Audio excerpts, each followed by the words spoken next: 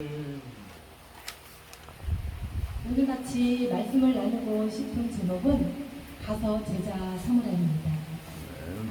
제가 선교사이기 때문에 이 제목, 이 말씀이 항상 가슴속에 맺혀 있어요. 그러니까 우리는 예전에는 예수님 그 시절에는 예수님께서도 직접 다니시면서 복음을 전파했잖아요. 그리고 12제자도 다니면서 복음을 전파했고 또 120명의 분도들도 모여서 성령 충만함을 입어서 전 세계 각 곳으로 퍼져서 오늘날 우리에게까지 이 복음이 전파됐습니다. 그런데 이제 오늘날의 교회는 가서 복음을 전하는 것이 아니라 너희들이 와라. 이렇게 내가 좋은 건물을 줬으니 우리 교회가 이렇게 프로그램이 많다. 이런 시대가 왔습니다. 이런 시대가 왔는데 하나님께서는 우리를 너무 사랑하시어서 이 시대를 분별치 못하니까 여러 번의 재앙을 내리셨지만 그래도 깨우치지 못하니까 이제 우리에게 코로나라는 그것으로 인하여서 우리가 모일 수 없고 어떤 제한적인 많은 것들이 있잖아요. 근데 이때에 우리가 복음을 전할 수 있는 가장 효과적인 것은 가서 전하라. 그 말씀 1대1로 우리가 복음을 전할 수 있는 그때가 온 것입니다. 제가 선교사로 일에 나가서 왔다 갔다 한 거는 20년이 돼요. 20년이 되는데 이제 하나님께서는 제가 신앙을 하면서 선교사가 되고자 했지만 어떤 연유로 해서 그냥 하나님 그래도 여기가 좋사오니 나는 왔다 갔다 하면서 주님께서 물질을 주시면 내가 그만큼을 들고 가서 선교지에 가서 많은 사역을 하고 또 돈이 떨어지면 한국에 들어와서 또 이렇게 조금 모으고 하면서 이렇게 하겠습니다. 해갖고 그런 세월이 참 많이 흘렀어요. 근데 하나님께서는 그냥 어영부영하는 그런 것들을 좋아하시지 않잖아요. 도 아니면 뭐, 예스 아니면 노, 믿냐 안 믿냐 이거지. 그럴까 말까 하는 것들은 하나님의 방법도 아니고 하나님이 좋아하시지 않습니다. 그래서 이제 우리가 함께하는 교회가 한국에서도 했었는데 부천에서 할 때도 27명이 모였어요. 2년 만에. 할렐루야죠? 그랬는데 또 인천으로 우리를 이렇게 이전하게 하더라고요. 그래서 우리가 이제 거기서도 45명이 또 3년 만에 예배를 드렸어요. 그리고 어르신들 무료음식을 하면서 100명까지도 예배를 드리고 이렇게 많은 일들을 했는데 하나님께서 바로의 마음을 강팍하게 하셨듯이 있을 수 없는 일을 만드셔서 다 정리하게 하시고 이제 저를 먼저 발로 뻥 찼는데 제가 거기 가서 선교를 하는데 하나님께서는 가정을 이루게 했을 때에는 부부가 연합해서 함께하라고 하신 거잖아요. 그냥 제가 혼자 가서 선교하고 남편을 한국에서 목회하고 그거를 원하지 않아요.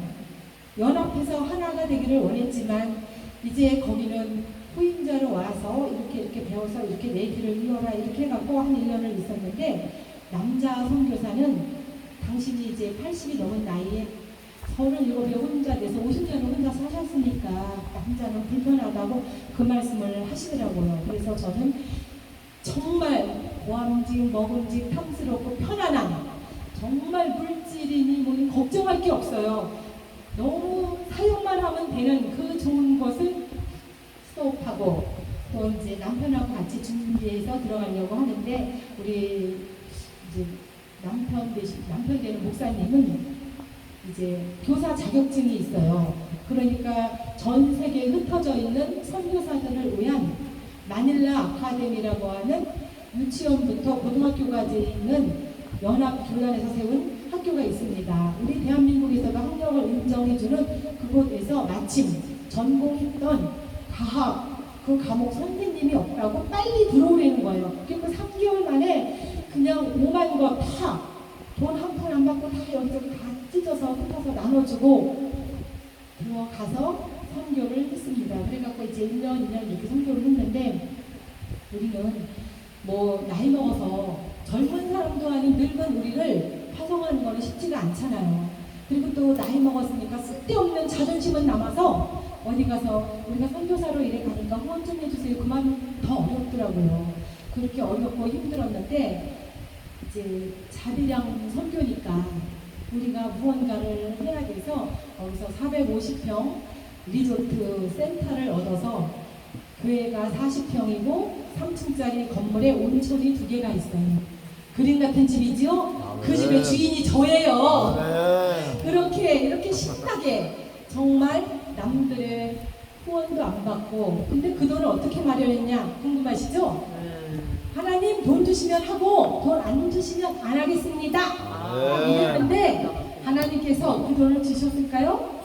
당연히 주시죠. 근데 돌이켜보면은 정말 하나님이 주신 걸까? 그 다음에 너무 힘드니까 그 생각도 의심도 했습니다. 하지만 하나님이 주신 것이 분명합니다. 제가 내일 다시 한국에 나왔다가 이제 그 돈을 마련하려고 한국에 왔는데 한 군데도 가서 내 입을 열지를 못했어요. 하나님, 나 내일은 들어가는데 하나님 해결해 주셔요. 그러면 하는 거고, 그렇지 않으면 그냥 협력 선교사로 현지인 교회를 섬기고 조 목사님은 학교의 교사로 이렇게 주의를 하겠습니다. 이랬는데 롯데캐피탈 거기서 전화가 왔어요. 제가 필요한 돈은 750만 원이었거든요. 저기 김문수님 계시죠? 이제 대출이 되는데 대출하세요. 그러는 거예요. 이제 저는 내가 대출 신청한 것도 아니고 어떻게 한 것도 없는데 전화가 왔으니까 장난삼아 그래요? 주민등록번호를 딱 불러주면서 얼마나 되는지 한번 해보세요. 그랬더니 750만 원이 됩니다.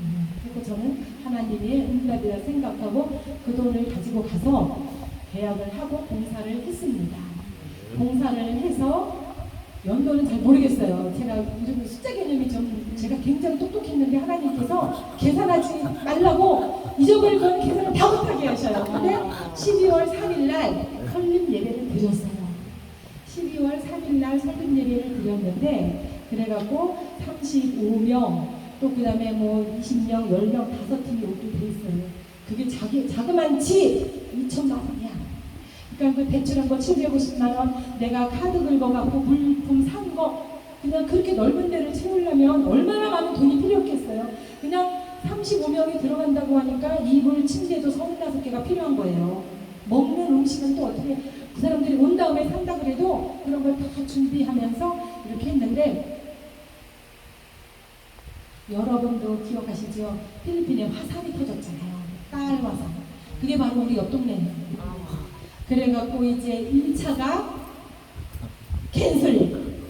너무너무 슬펐지요. 그 다음 달에 당장 카드 갚을 돈이 없는 거예요. 너무너무 슬펐는데 3월에 코로나가 터졌잖아요. 우리는 한 달 사용을 하고 100만 원씩 세금하고 전기세, 수도세, 관리 월급이 오늘날까지 나가고 있습니다. 저는 코로나 때문에 한국에 들어온 것이 아니라 2월에 그런 것 때문에 쌀 화산 폭발하고 또 이제 제가 카드도 갚아야 되고 너무 심리적으로 힘들고 어려워서 우리 아이가 아이를 낳았는데 제가 그래도 손자 손녀가 넷이에요. 이렇게 젊어 보여도. 그랬는데 하나님 내가 너무 힘드니까 우리 마지막 아기니까 내가 이 애 한 달간만 쉬면서 이 해상관 해주겠습니다 하고 2월에 들어왔는데 3월에 코로나가 터진 거예요. 그러니까 아무 준비도 없이 나왔는데 이제 한국 사람 선교사들이 다 철수하고 조 목사님도 거기서 굶어 죽을 수는 없으니까 들어왔어요. 들어와가고 저는 이제 이미 딸네 집에 있는데 딸네 집에 있어도 둘이 다 가서 있을 수는 없잖아요. 그러니까 조 목사님은 선교센터에 있는데 그냥 보름, 한 달 이렇게 옮기다 보니까 8번을 옮긴 거예요. 그러다 보니까 남편 되는 선교사님은 이제 다리가 아파서 처음에 들어온 거거든요. 아킬레스건을 수술하고 그리고 혼자 골방 같은 데서 돌아다니면서 못 먹고 막 이러다 보니까 근데 참 사람이 듬직한 건 있는데 좀 미련스러워요. 조금만 아프면 병원을 가면 되는데 그냥 기도만 하고 못 먹고 참고 이러다가 담석은 콩팥이나 이런 데 쓸개 같은 데 이렇게 붙는 거잖아요. 그 담석이 목에까지 차오르는 거예요.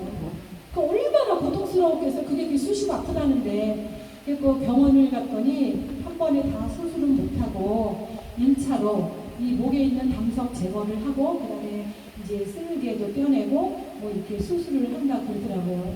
그렇게 하면서 아픈데 어떻게 딸네 집에 와 있을 수도 없고 센터에 조목사님이 돌아다니는 그 집에는 둘이 가서 생활하기는 복잡하고 이래갖고 이제 남편 되는 목사님이 어떻게 하면 방을 구해서 둘이 부부가 함께 살 수가 있을까 막 고민을 하다가 좀 부끄러운 얘기지만 사람의 방법으로 하나님께서 해결을 안 해주니까 저는 이런 말을 하면 혼날지도 모르겠지만 어쨌든 저는 이제 입을 열기로 작정을 했어요. 저도 1년간 깐난애기랑 같이 있으니까 문 밖에를 안 나왔어요. 이렇게 설교도 제가 몇 년 만에 처음이에요. 선교지에서 한국어로 설교를 못하니까 안 하고 또 이제 이러고 있다가 나와서 이제 설교를 이렇게 처음으로 서서 하는데 남편이 어떻게 하면 같이 살 수 있을까? 우리에게는 진짜 돈 100만 원도 없고 가진 것이라고 이렇게 빚밖에 없는데 이런 생각을 하는데 참 그런 거는 알려주지 않아도 되는 지식들을 사람들은 찬반이 알고 전해줘요.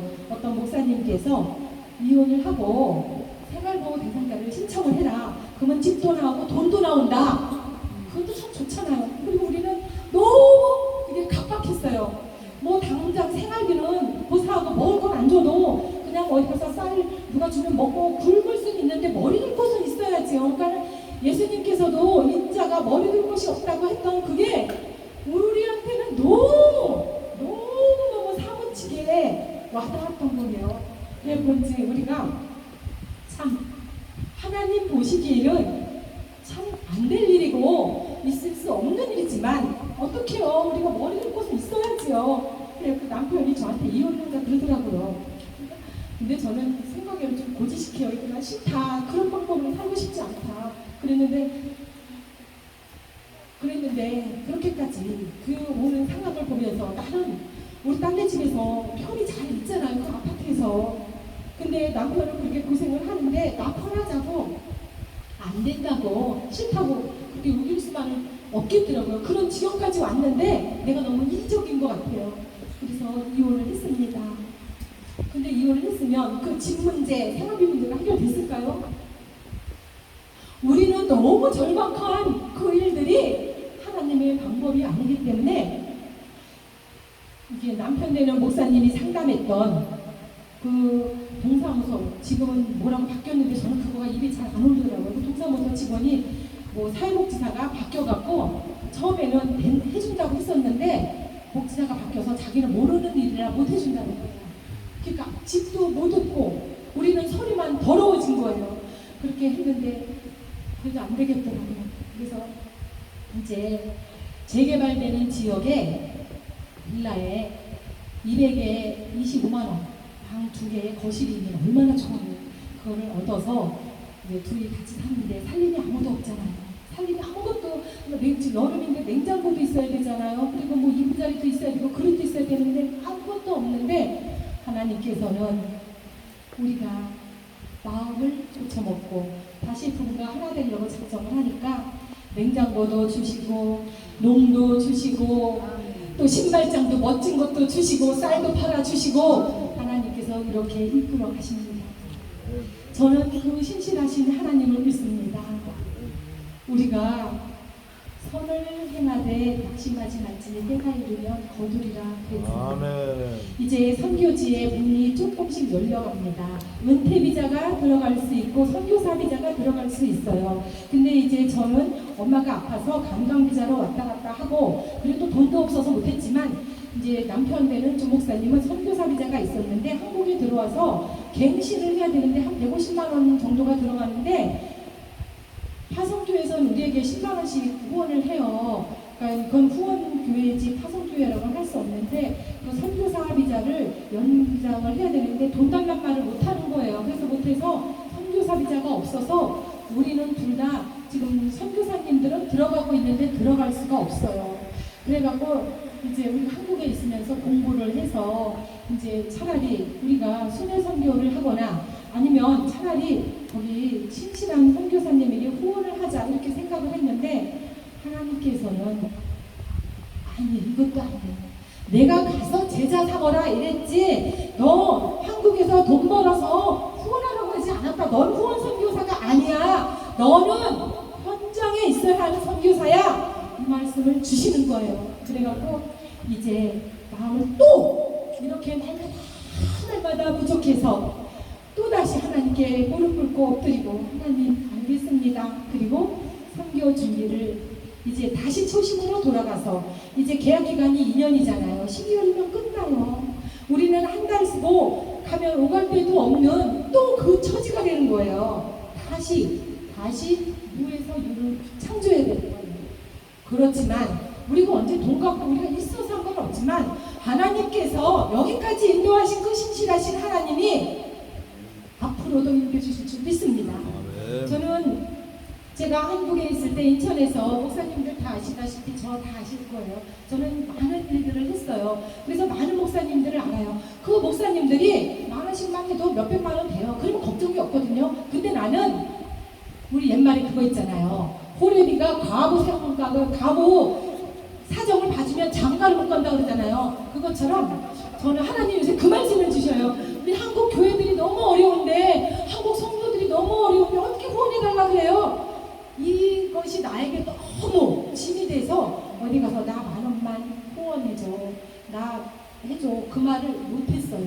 근데 말을 한 건 나를 죽이는 거라는 걸 하나님께서 주시더라고요. 근데 아직도 지금도 가서 한마디도 1년 4개월 동안 못 해봤어요. 근데 하나님께서는 내 입도 열 줄로 믿습니다. 그리고 또 감동 주시는 사람이 하는 거고, 안 하면 예수님께서도 그랬잖아요. 우리가 전도하러 갔다가 아무것도 가지지 마라. 지팡이 하나만 가지고 가라. 거기서 너희들을 대접하면 마음껏 대접을 받고 너희들을 홀대하면 어떻게 하고 나오라 했어요?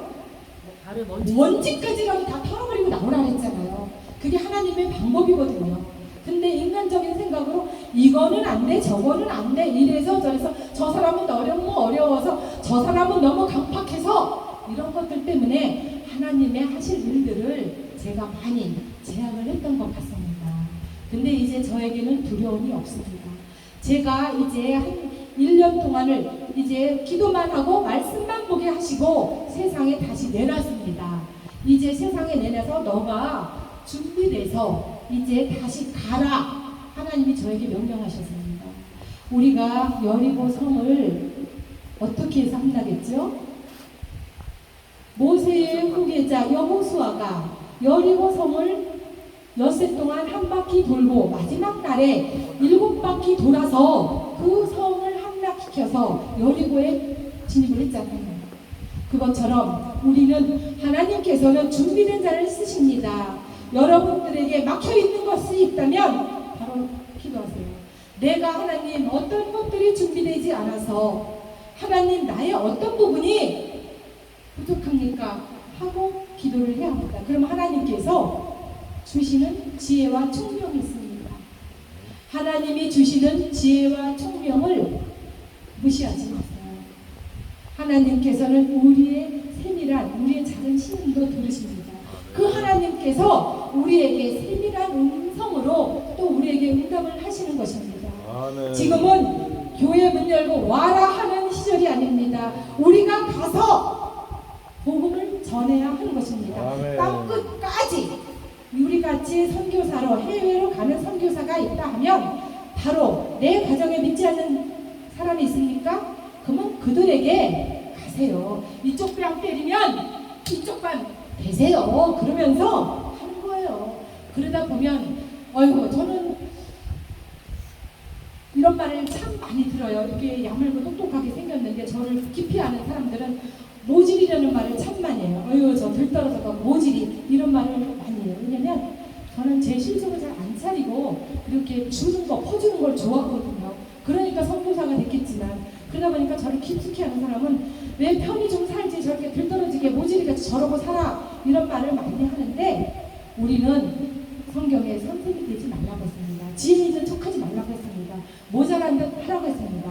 그런 자에게 하나님이 지혜와 총명을 주시고 하나님이 채우신다고 했습니다.